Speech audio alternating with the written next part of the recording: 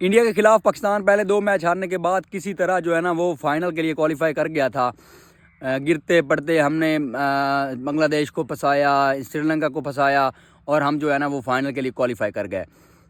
जब हम इंडिया के खिलाफ फाइनल खेलने जा रहे थे तो तमाम पाकिस्तानियों को यही उम्मीद थी कि ठीक है, पाकिस्तान ने जो है ना वो पहले 2 मैचेस में इंडिया के खिलाफ परफॉर्मेंस नहीं दी, तो अब चांस यही है कि अगर हम उन्हें फ़ाइनल में हरा देते हैं तो पिछले 2 मैचेस का बदला भी पूरा हो जाएगा और अगले आने वाले मैच तक यानी कि वर्ल्ड कप 2026 तक हमारा जो हाथ है ना वो इंडिया के ऊपर रहेगा।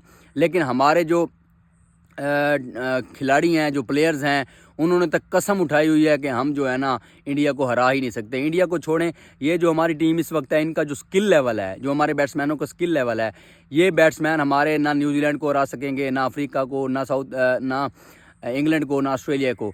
ये किसी भी बड़ी टीम को हराने की अहलियत नहीं रखते हैं। ये सिर्फ़ और सिर्फ जो है ना वो फ्लैट ट्रैक्स पर जो है ना शायद कुछ रन्स कर देंगे। इससे ज़्यादा इन प्लेयर्स में ना टेक्निक है, ना कोई इनका कोई माइंड सेट है। मैं साहिबजादा फ्रांस में तमाम जो बैट्समैन है इस वक्त जो नए आए हुए हैं, मैं किसी को भी जो है ना टेक्निकली जो है ना वो अच्छा रेट नहीं करता। हमारे बैट्समैनों की टेक्निक और जो है ना टेम्परामेंट का अंदाज़ा इसी बात से लगा लें कि 84 पर पाकिस्तान की जो है ना वो पहली विकेट गिरती है और हमारा जो रन रेट था वो तकरीबन 9-10 पर चल रहा था। उसके बाद जो हमारे बैट्समैन आते हैं, साइम अयूब, मतलब वो क्या टीम में कर रहे हैं। उनके बारे में कहा जाता है कि जनरेशनल टैलेंट हैं, इनके पास जो है ना वो बड़ी टेक्निक है। क्या कर रहे हैं वो? 40 से ऊपर मैच हो चुके हैं, बल्कि 50 मैच होने को हैं और उनकी परफॉर्मेंस 0 है। उनकी सिर्फ 3 फिफ्टियाँ हैं। सो हम इस जो है ना वो टैलेंट का क्या करें। उसके बाद जो हमारे मोहम्मद हारिस, उन्हें तो खेलना ही नहीं आता यार, उनका तो काम ही नहीं है। वो क्रिकेट में पता नहीं आ कैसे गए हैं। और कप्तान साहब, आज तक ये नहीं समझ आ रही हमें कि इन्हीं टीम में किसने डाला है, और टीम में डालना तो अलग रह गया, इसको कप्तान भी बना दिया गया। सो अंदाज़ा लगा लें हमारी जो पैथेटिक बैटिंग थी कि हमने 84 पर हमारी पहली विकेट गिरती है और अगले 30 रन के अंदर हमारे 9 खिलाड़ी आउट हो जाते हैं। हम 150 नहीं कर पाते। और हमने फिर बैटिंग लाइनअप में इस तरह की पैथेटिक बैटिंग लाइनअप में सोने पर सुहागा ये किया हुआ है कि हम हुसैन तलत जैसे बैट्समैनों को खिला रहे हैं। हुसैन तलत 2019 में भी जो है ना वो T20 में काबिल कबूल नहीं था, जब T20 कदरे स्लो थी। और आज की तेज़ T20 क्रिकेट में हमने हुसैन तलत को डाला हुआ है जिसका 100 का स्ट्राइक रेट नहीं होता है। पता नहीं आप किस तरह के फैसले कर रहे हैं। माइक कैसन साहब वहाँ बैठे हुए हैं कि जी मैं पता नहीं इस टीम को ऑलराउंडर खिला कर आसमान पर ले जाऊंगा। जो क्रिकेट है ना, क्रिकेट आज भी ऑलराउंडर्स के सर पर नहीं खेली जाती। आपके पास 5-6 बैट्समैन होने चाहिए और 4-5 जो है ना आपके पास कंप्लीट बॉलर होने चाहिए। ये जो ऑलराउंडर्स वाला चुनना है ना, ये सिर्फ आप ऑलराउंडर अगर खिलवाना चाहते हैं तो टीम में सिर्फ एक ऑलराउंडर हो सकता है, लेकिन आपने सारे ही ऑलराउंडर भर्ती किए हुए हैं, तो फिर आपको यही रिजल्ट मिलना था। माइक हैसन की तो क्या बात करें, वो तो गोरा है, वो तो अपने कॉन्ट्रैक्ट ख़त्म होते ही पाकिस्तान क्रिकेट की तबाही करके जो है ना वो चला जाएगा। लेकिन सवाल ये है कि आगा साहब, आप तो हमारे पाकिस्तानी हैं, आपको एक तो किसी ने पता नहीं आकिब जावेद जैसी चवलों ने आपको कप्तान बना दिया है, मोहसिन नकवी जैसी जो है ना खच्चों ने आपको कप्तान बना दिया है। चले आप कप्तान बन ही गए हैं तो कुछ ख्याल कर लें। आपको हम समझते थे कि आप जो है ना वो स्पिन के बहुत अच्छे प्लेयर हैं, लेकिन अब पता चला है कि आप स्पिन छोड़ें, आप तो ओमान की टीम के खिलाफ भी रन नहीं कर रहे। आपसे तो वो ओमान के ना पेसर खेले जा रहे थे, ना आपको जो है ना वो यूएई के आपको यूएई के स्पिनर्स को खेल रहे थे। तो आप कर क्या रहे हैं? आपको सिर्फ एक काम करना था, च्युइंगम चबाना। पूरे मैच में आप जो है ना वो भैंसों की तरह वो जो है ना मुंह हिलाए जा रहे हैं, हिलाए जा रहे हैं, हिलाए जा रहे हैं।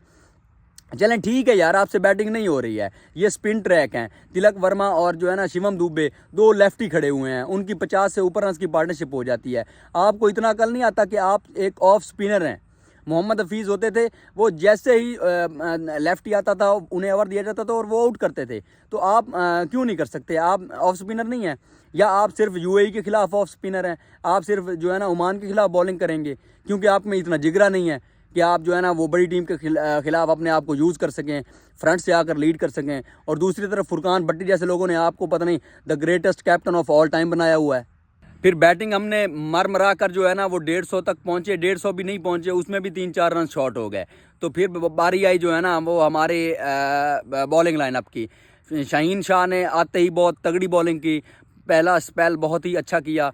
दूसरी तरफ से जो फ़हीम अशरफ थे, उन्होंने अपने जो है ना करियर की शायद ये सबसे बेहतरीन परफॉर्मेंस आज दे दी है। इससे ज़्यादा उनसे हम उम्मीद भी नहीं करते थे। जितनी परफॉर्मेंस उन्होंने दे दी है उनके मशकूर हैं।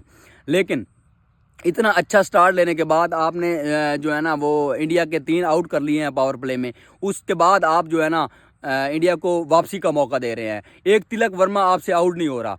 आप संजू सैमसन कैच चढ़ाते हैं और हुसैन तैयब साहब ड्रॉप कर देते हैं।